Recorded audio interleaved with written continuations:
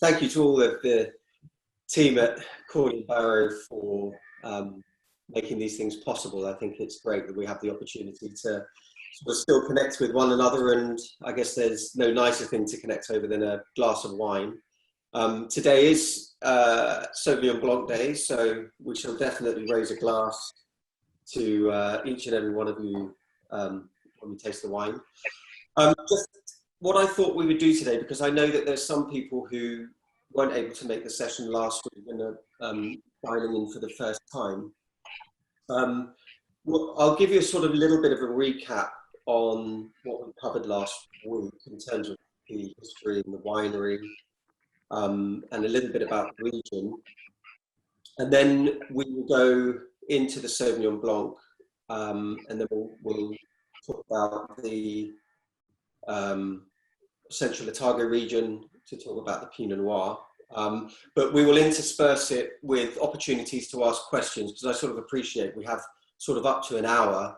So, you know, you may have a question about something that pops up about the winery, but I've sort of moved on to talking about something else. So we'll certainly make sure we make some provision for questions. So use the chat function, and the Cornwall Barrow team will sort of be able to pick them up and ask them as we go. So get busy on the keyboard. Last week we tasted the Elephant Hill Estates Chardonnay and Syrah.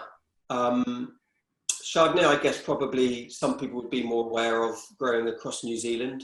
I think it's the maybe the fourth largest planting across New Zealand. But then we also tasted Syrah, which equates to a very little part of New Zealand's production, but it is recognised as being one of the key varieties for the Hawke's Bay. It has that lovely climate that allows for quite a wide range of red wine production. So that takes into consideration Merlot, Cabernet, Malbec, and oddly enough, there's even we have a little Tempranillo that we grow in the Hawke's Bay that we use for a rosé, and also in very good years we isolate out some of that vineyard to make a standalone red wine, which we've only released once so far. So we looked at those two varieties last week, and today we will take a look at Sauvignon Blanc and Pinot Noir, and we'll devote a little bit of time to giving you a bit of an understanding to both of those wines as we progress through the presentation. And on that note of presentation, I have put together a few images. I've tried to go more on the images and less on the text. So if that's okay with all of you, I will share my screen with you now, and we can take a little guided tour through the estate. That is unfortunately what everybody who works at the winery has to deal with when they come to work, is that view. I think if they had a bucket outside to collect all of the pound, if they got a pound for every time somebody said how stunning that view is, I don't know, maybe we could probably sort of get away with not selling so much wine. It's a remarkably beautiful place. When you look out towards that coastline, so this is facing east, this is called Cape Kidnappers, which is the very southern end of the Hawke's Bay, and I've got a slide about the geography. But if you head out this way, your next stop's Chile. So there's nothing between us and Chile. And this plays a very important role in the production of our whites primarily, but we also have some Syrah growing there as well. But for the whites, it just has a very important impact on the style of Sauvignon that we make.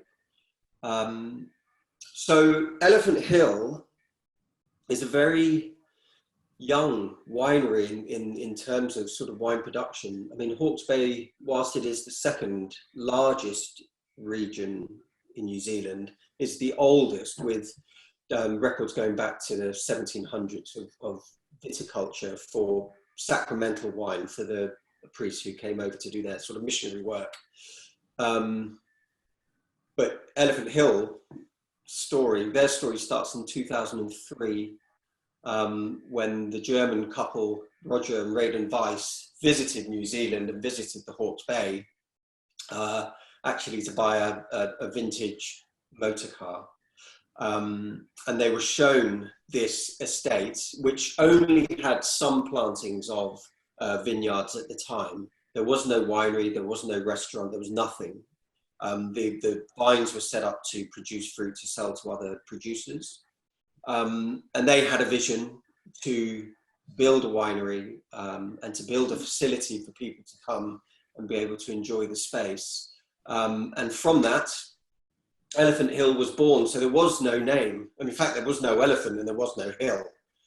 The name comes from the charity work that the family has done across Burma. And elephants are regarded as very good luck, for good fortune. And so when they're out there, they actually met a guy who carves life-size wooden structures of elephants, and they had one. They commissioned him to make an elephant. And there's a bit of a story behind this. It was shipped over to New Zealand, and when it arrived at customs, they were so intrigued about what this elephant was being shipped over for, that they actually drilled 2 holes in its stomach and put in some cameras to check there was no drugs being shipped over in the belly of an elephant. So the elephant now sits at the entrance to the winery, and it sits on a plinth. So we've got a hill, but the elephant sort of sits alone in another part of the estate. It wasn't until 2006-07 when they employed Steve Skinner, who became and still is their head winemaker, and he designed the winery from scratch, and this very much gave us the opportunity to build a winery to the specification of the type of wine that he wanted to produce. I mean, there really was sort of no expense spared, and given the fact that it was a brand new winery, it really was over to him to take their vision and to take his experience to build a winery around the style of wines that they wanted to produce. And it's, if you have a look along the left-hand side of your picture, I don't know whether you can see the mouse that I'm moving around, but this sort of gives you a bit of an understanding of the scale of production that they're working at. I mean, these are small batch fermenters. So we will use these for very small parcels of wines that we will bring in. We do lots and lots of different picks over the course of the harvest of the same variety from the 3 different vineyards that we have. So, you know, in some instances, you're just picking a certain amount of Cabernet Sauvignon on one day, and you know, you don't want to be putting them into big tanks, because what you don't want is a big air gap here, which is going to be detrimental to the fermentation. So we have these what are known as small batch fermenters that gives us that precision and ability to ferment in small batches. In terms of other innovative modern techniques that we have brought to the winery, we have a little machine called a bâtonneur, which sort of does that job of very, very gently stirring the lees in the bottom of these settling tanks here. So, for example, when we make our Chardonnays and our Sauvignon Blanc, we can just drop that bâtonneur into the bottom of the tank, and it just moves at 10 RPM. And what it does is it just keeps the very fine lees in suspension with the wine, and those lees, which are the dead yeast cells after they finish fermenting, just release more complex acids and texture into the wine that sort of helps give a little bit of weight and a little bit of palate texture to the wine, so that it isn't so just guided purely by the acidity. The lees work in conjunction with the acidity. We're also one of, I think it's only 3 wineries in New Zealand that have, excuse me, one of these machines called an optical sorter. Now, these things are pretty cool pieces of machinery. Basically, what it does is your whole berries come along a rack, and then they fall in front of a number of, I guess you think of them as sort of speed cameras. And these cameras shoot 1,000 frames per second. And you can program them to pick up on any fruit that doesn't meet the specification that you want. So if something hasn't got the right color, a jet of air will mark that grape and push it out of the rest of the grapes as they fall through, that then go into the bins where we'll foot tread them before they go into one of these small batch fermenters. So these machines are quite incredible. And when you have difficult years where you've hand harvested and you just want that additional level of detail to make sure you're working with the very best berries, this machine just takes care of that process for you. As much as we work with technology, and as much as we sort of continue to learn about new ways of doing things, we do have a big nod towards tradition as well. These are your classic, I think those are probably 4-ton open wooden fermenters. So these we use for the reds. So they have big open tops so that you can do those very nice sort of gentle plunging of the fruit as they're either sort of going through a cold soak, or once they're fermenting, you want to sort of keep the cap wet to stop any potential spoilage. And you also want to keep the skins in contact with the wine to extract color and to get those tannins coming out of the skins. You'll also see just down here in the bottom right hand corner of the screen some of our barrels.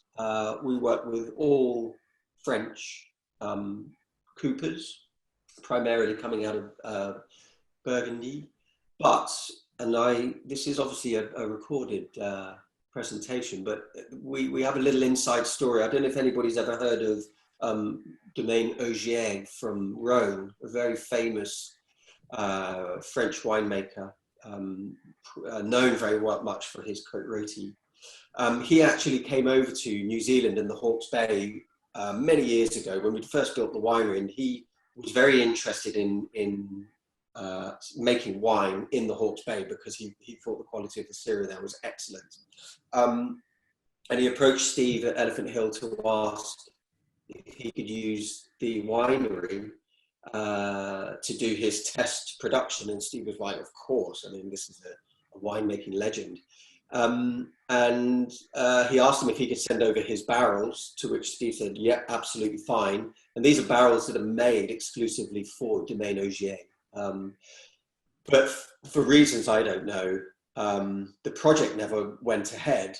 And the cooper, Ogier's cooper, asked if Steve wouldn't mind keeping the barrels. And Steve was like, look, absolutely no problem. And then sort of cheekily asked, sort of said, well, look, you know, I'll keep them if maybe you could just keep sending them every year. So he actually has a very, very small allocation of Ogier barrels that are sent out to winery for him to use, which we use for our top Syrah called Aravata, named after the Hindu king of the elephants. So nice little tie with the name there. So we've definitely got some tradition sort of wrapped up in this very modern young winery too. Does anybody have any questions they'd like to ask around the sort of winery or the story at present? I'm going to move on to talk about the region a little bit, but if there's any questions that anybody had sort of for now, I'm more than happy to take them. That's really impressive to see all this photo. We can't really imagine that when you have the bottle in front of you, that all the technology is behind this. Yeah. Impressive. Yeah, I mean, can you just tell us about, you know, this present situation with the virus, how the winery has coped with all of that, and what was the main difference, and how they managed to work for the new vintage? Yeah, I mean, look, a great and very sort of relevant question. So New Zealand went into what they call level 4, which is I guess the sort of highest level that they go to, which meant that very much like the main of the world, they went into their own sort of lockdown procedure. However, wineries were granted the position and the very sort of, I don't know, for honorary position of being sort of regarded as essential businesses. I mean, when you think about it, wineries are agricultural businesses. And I think if, this all happened just on the edge of everybody going into harvest.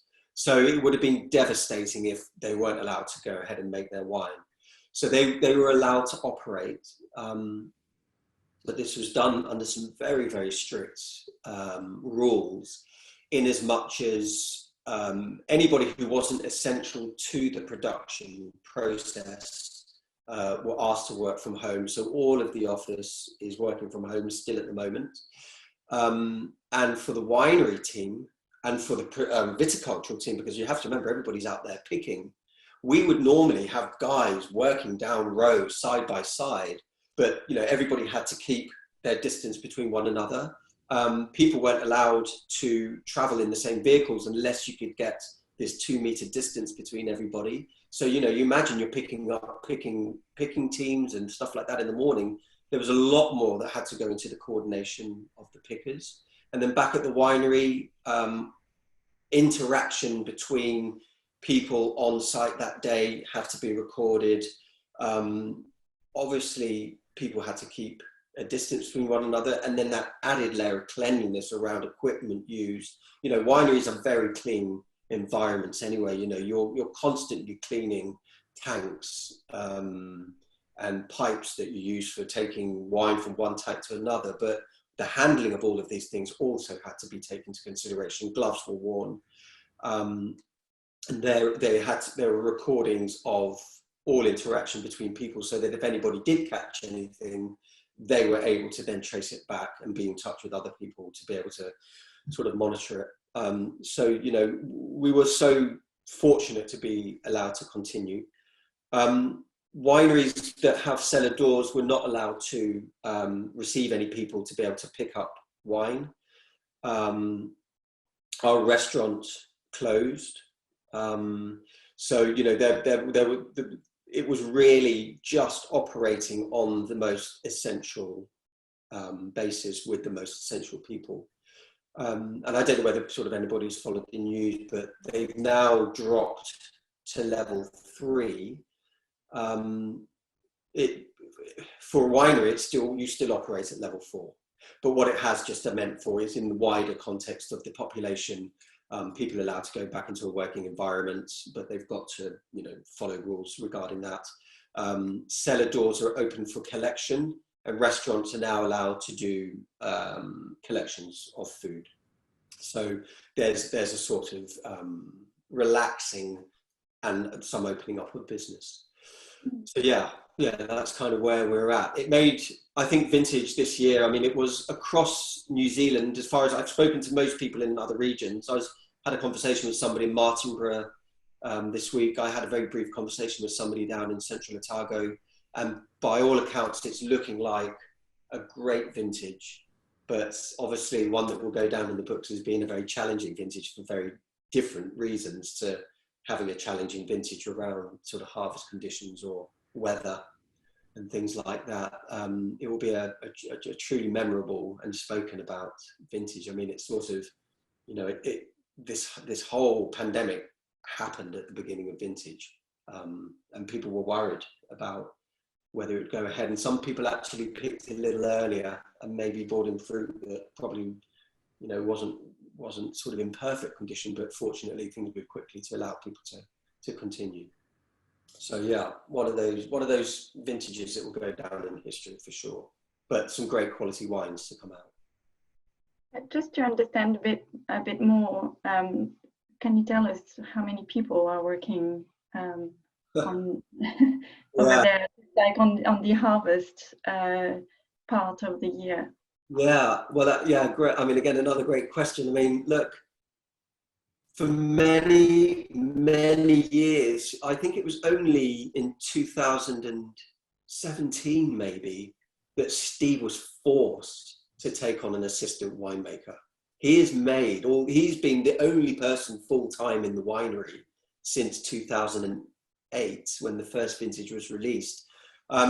What he's done in the past is, because the winery is not big, I mean, you know, on New Zealand scale, it kind of qualifies as a medium-sized winery, but it's a sort of large, small to medium minus size winery. So he brings in teams from around the world. People sort of get in touch to say that they'd like to come and have vintage experience.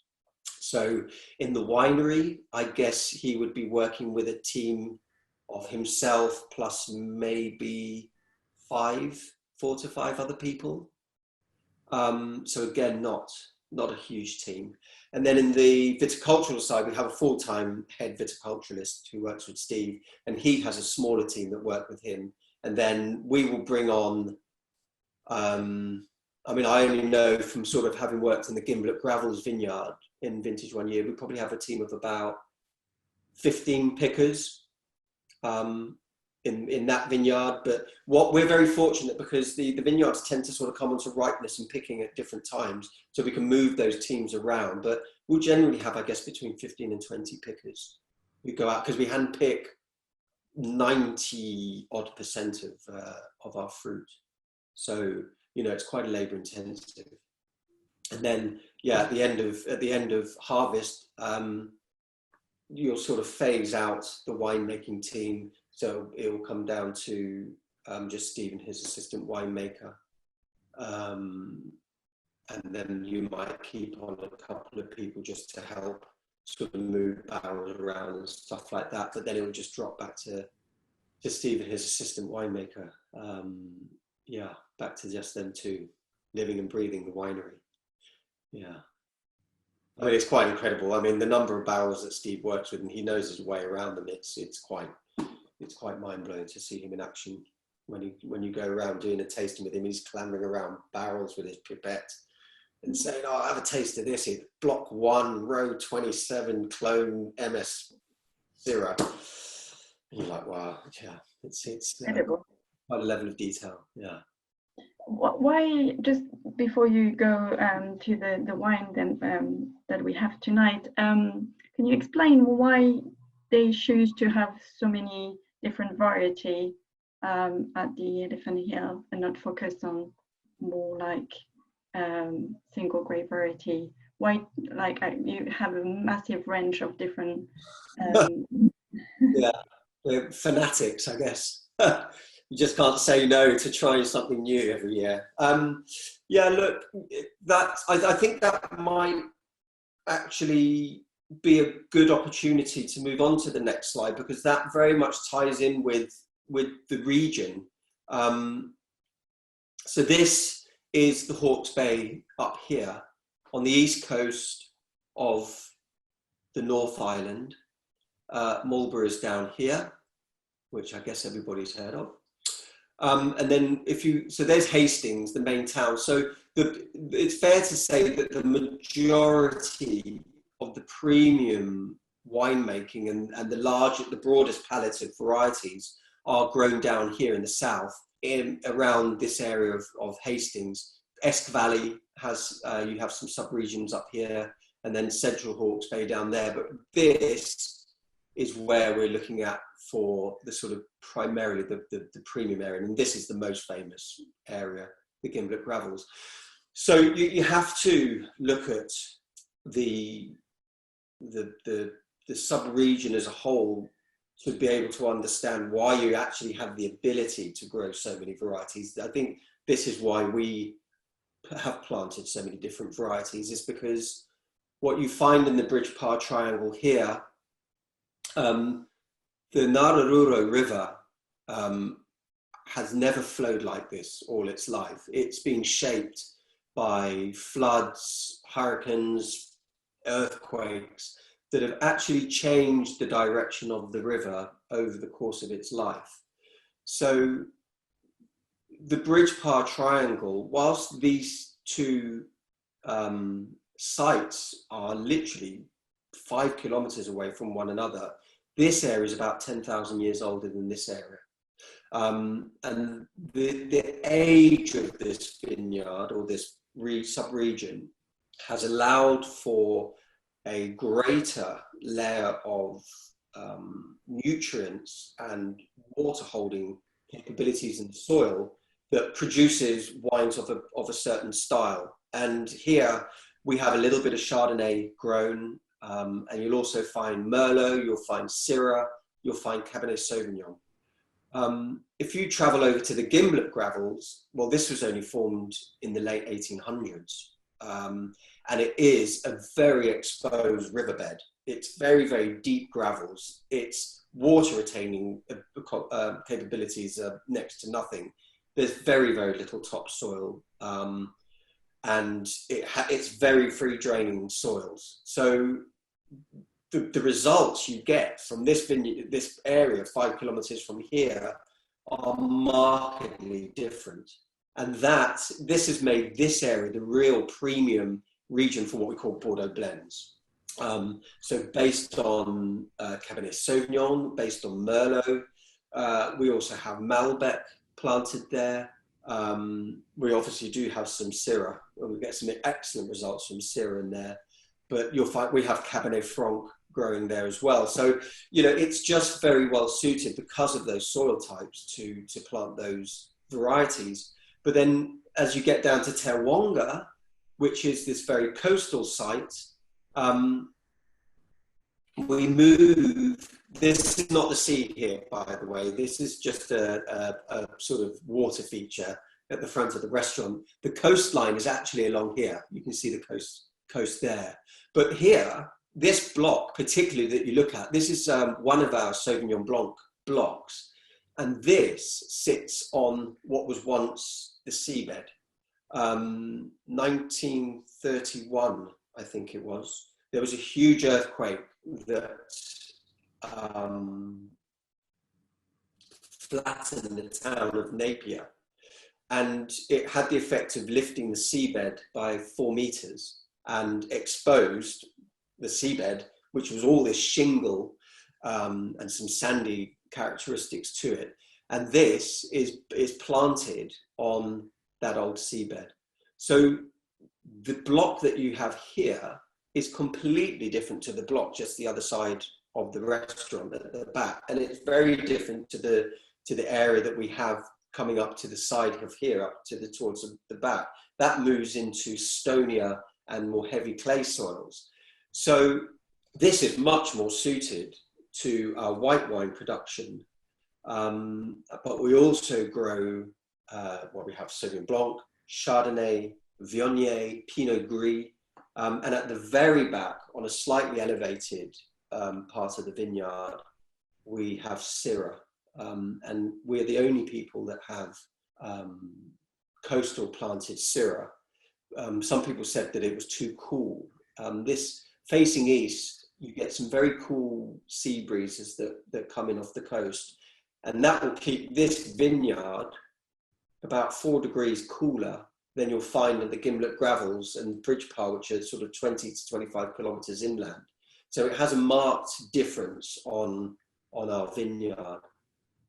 That some people felt would be too cool for Syrah, but we're getting some lovely results out of Syrah. It shows its vintage characteristic very differently from year to year, that site, because of the effects of the exposure to the sea. So what you see there is part of our Sauvignon Blanc block. In very good years, we isolate that block out and we make a wine called C, Sauvignon Blanc to denote the aspect of the vineyard. We make about 500 cases of it. It's not a big production. 50% of it is fermented in old oak barrels, very old oak barrels, and the other 50% is done in stainless steel. And we marry the two together.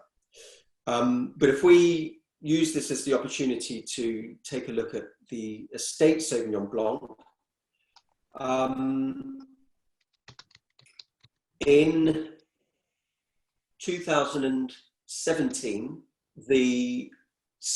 what would have been C Sauvignon Blanc went into the estate. So if the vintage or the season doesn't give us a big enough yield, or it wasn't regarded as a good enough vintage to upgrade the wine, it all gets downgraded into the estate. But the 17 is what we'll be moving on to very soon. What we have here is 2016. So this utilizes the other vineyards just a little bit to the side of this block. I guess it's worth sort of contextualizing Hawke's Bay style of Sauvignon versus, say, Marlborough. So as we all know, Marlborough produces these very exuberant, quite heady, quite punchy styles of Sauvignon Blanc. With the Hawke's Bay being one of the warmest, if certainly up there as one of the warmest wine growing regions in New Zealand, you would be right in thinking that you might potentially go down the route of having quite warmer, more tropical led Sauvignon Blancs because of that warm climate. But for us, and having that aspect and that exposure to the coast, I mean, we're only 50 meters from the sea. It keeps everything cooler, and it allows Steve to make a wine that reflects the site, but also reflect the style of wine that he actually likes to make. He very much likes to build the wine around acidity. So we will go out and we will do multiple picks. So we could have up to maybe 6 different fermentations of Sauvignon Blanc. So that means being picked on 6 different occasions, and each of them fermented separately. And what that allows Steve to do is, we'll be one of the first people to pick in the Hawke's Bay to preserve that level of acidity that we want. And then you can sort of leave it out a bit longer, and start picking up some fruit that has a little bit more passion fruit, working down that sort of more citrus line. Because again, we don't really want to get into that tropical heady characteristic. We really want to, if anything, create restraint in the wine. Steve did some vintages with a very famous winemaker called Pascal Jolivet in Sancerre, and quite openly admits to nicking quite a few of his ideas and philosophies towards making Sauvignon Blanc because he liked his style so much. So all of the fruit comes in separately. We don't inoculate, so it's all wild yeast fermentations. So we're relying on the yeast that you'll find in the vineyard, you'll find in the winery to start that fermentation. And then once the ferments are finished, Steve will taste the tanks, make the blend. If something's good enough for C, he'll separate that out. And then those blended tanks will be put into bigger tanks, where they're allowed to settle on those finalies for about another 6 months, just to soften the mid palate and soften out the sort of some of the levels of acidity in the wine. And then it's allowed to rest, and then bottled and sent on its way. I mean, look, this is we have a sort of a philosophy at the moment to sort of release wines a year after they've been made. Now, because of where we've been sat with COVID, we should really be on 2017 for the UK. But even though this is 4 years old, it still holds that line of freshness. And it's got that very nice sort of grapefruit characteristic. It's definitely got leading down that line of passion fruit. And even just a little hint of, say, a slightly riper tropical fruit in there.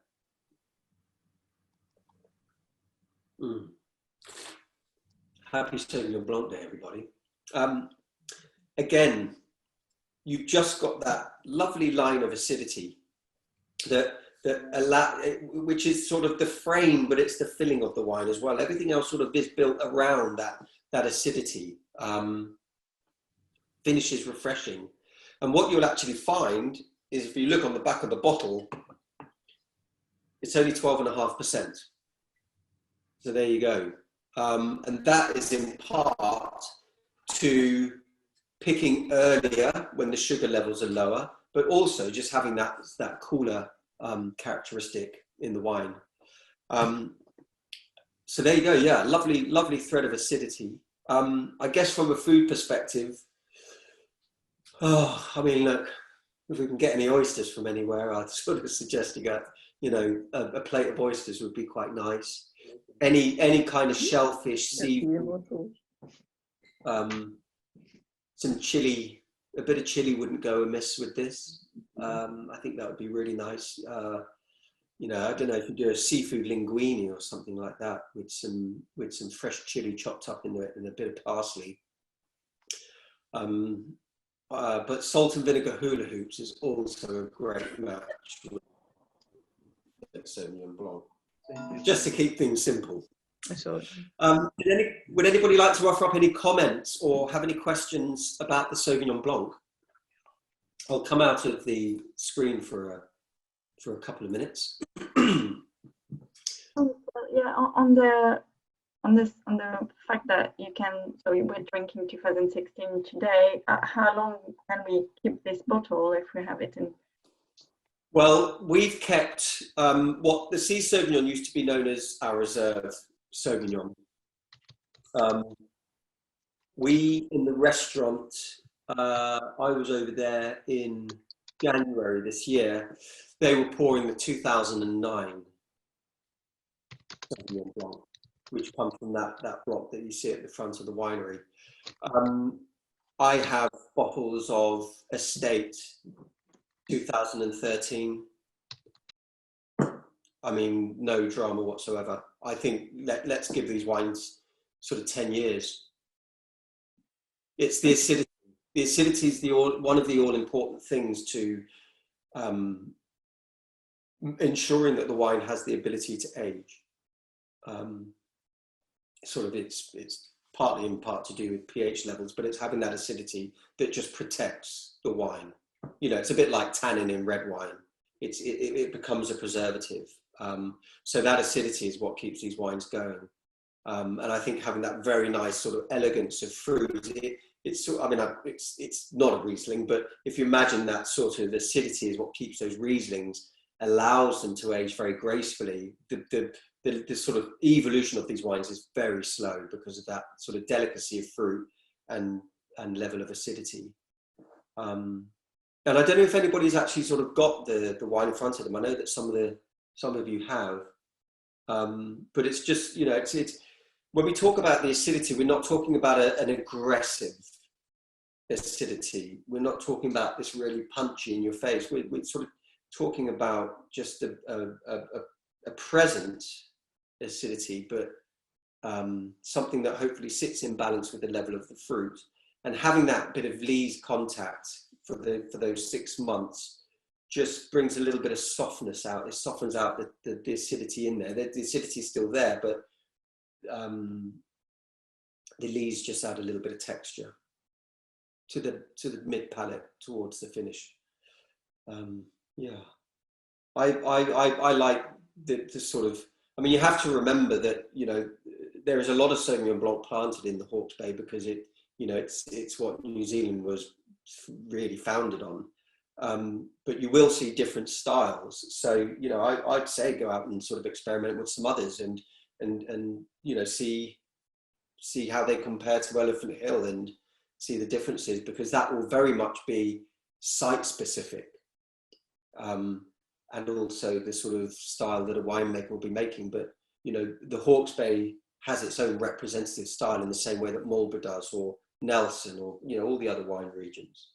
So it's always nice to experiment, or try it against the Marlborough Sauvignon Blanc as well. I mean, you guys have got the lovely McKeel Eridus agency, you know, try one of his wines alongside Elephant Hill and have a bit of a Sauvignon Blanc taste off. And yeah, but yeah, you can age the wines, no problem at all. Ben has a question. I think it's a bit of a funny one, but here we go. Tom Canavan said yesterday that the winery restaurant's roast potatoes are amazing. What do you think of them, and do you have the recipe? The potatoes. The roast potatoes from the restaurant. Oh, the roast potato. I've only had what they call chips or fries, which I think it was. So Andreas is the CEO. He's the son of Roger Weiss, who started the winery, but sadly passed away a few years ago. But I think he was a great fan of these roast potatoes. They're sort of slices. They're not chip shaped. They're slices.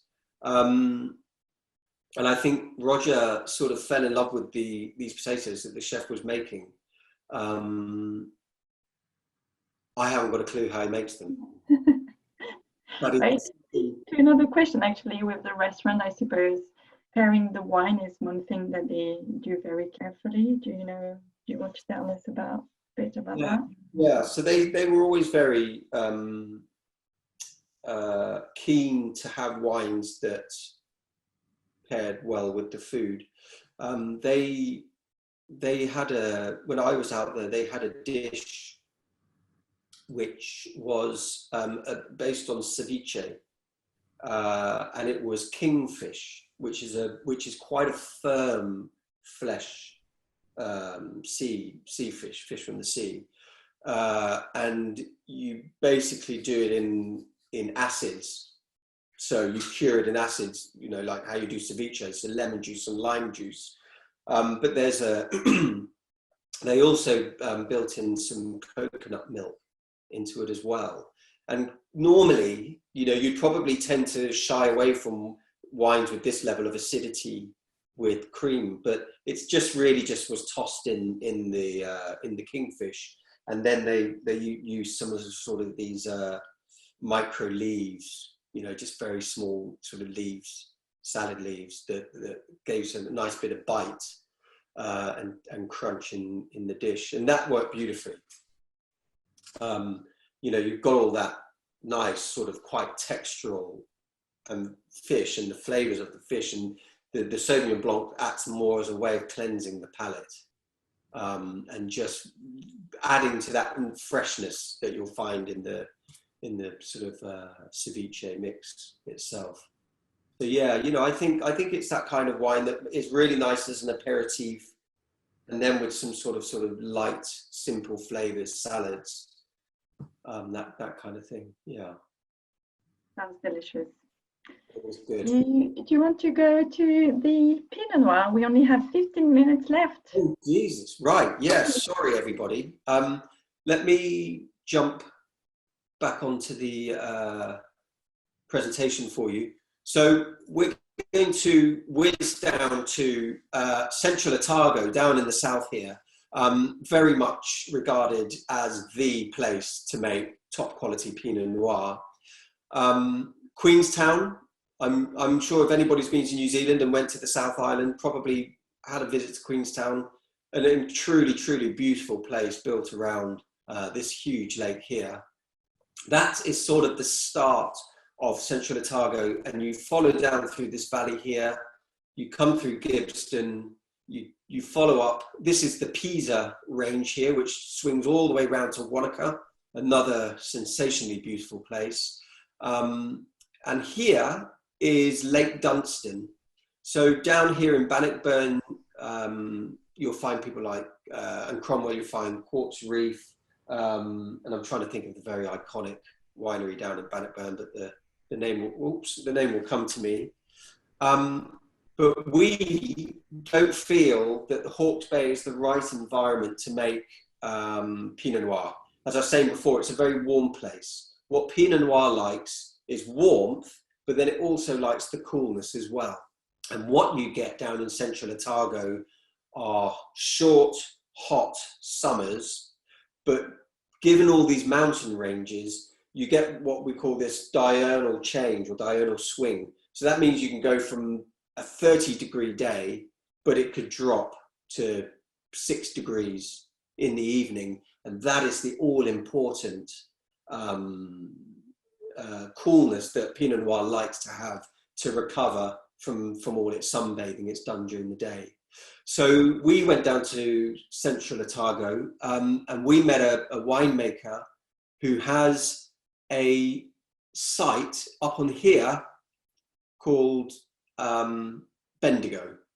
So Bendigo is one of the warmer areas. It sits to about 350 meters above sea level, and it faces north. So you have to remember, obviously, in the southern hemisphere, everything's the other way around. So in Europe, we'd favour southeast facing, and in here we're looking at northwest. So this gets all the lovely sunshine during the day, but again, being on that aspect and being opposite the Pisa range here, that sort of warm air as it lifts up into the evening will suck cooler air down into the valley floor and down those hillsides. So the Pinot Noirs get sort of, you know, bathed in sunshine during the day and then given this sort of real cool period in the build up to the evening. This is a picture I took when I was out there. So this is taken from Cromwell. So this is taken from the southern end of the lake, and you can pretty much see right up to the end. And just around this bend here is where the vineyards of Bendigo begin. And here's that beautiful Pisa range, sort of sitting tall and proud in the background here. And this is Lowburn, so the opposite side of the lake, where you're getting some really lovely Pinot Noirs and Pinot Gris being planted down here as well. So we have all of the fruit taken up to the winery. So the nice thing is that Pinot Noir, because the further south you go, the later you pick. So we've finished all the reds up in the winery. We've done Cabernet, we've done Syrah, we've done all of that. So just as the winery's being cleaned and it's all looking sparkling, this Pinot Noir turns up, and we de-stem it. So we only work with the whole berries. We don't want to introduce any potentially aggressive or more stringent characters into the Pinot Noir. It's given a cold soak for a week, which allows you just to start getting some colour out of the wine without extracting any coarser tannin. And then we ferment it in stainless steel, and it sits for 11 months in around 20% new oak, but it all goes into older oak barrels. And then, yeah, blended up, bottled, and away it goes. So again, we are looking, because we're working with whole berries, we're looking for something that's got a nice level of fruit, nothing sort of too overt. You can get quite big, chunky Pinot Noirs out of central Otago. But again, we're looking for something that sort of sits on that slightly more sort of sedate, elegant, feminine style. And, you know, by not working with the whole stems or whole bunches, we try to work more on the acidity in there and sort of not work with these sort of coarser, heavier tannins. So we want something that's pretty ready to just, you can just crack and go. This is 2017. It's got a really nice, sort of very lifted cherries, and a nice, there's a little bit of spice that comes out of this this vineyard. So it's a single vineyard wine, and you get a nice little bit of spice, but it's just got lift and fragrance.